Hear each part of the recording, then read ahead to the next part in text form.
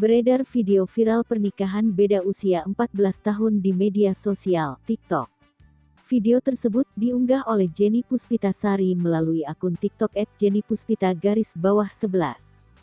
Dalam video, perempuan yang berdomisili di Kabupaten Pangandaran, Provinsi Jawa Barat ini memperlihatkan sosok suaminya yang berprofesi sebagai polisi. Menurutnya, ketika sedang sekolah di tingkat taman kanak-kanak (TK), suaminya sudah menjadi polisi.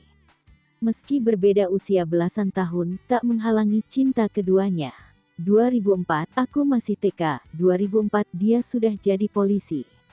2018 jadi suami istri, tulis @jennypuspita_11 di video yang diunggahnya.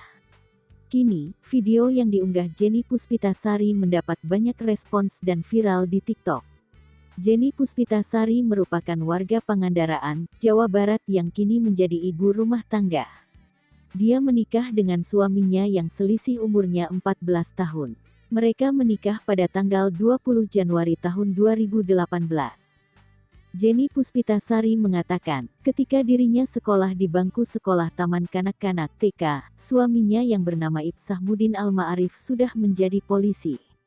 Itu foto saya saat masih TK, tepatnya tahun 2004, di tahun sama juga suami sudah menjadi polisi, katanya kepada tribunnews.com, Kamis, tanggal 13 Januari tahun 2022.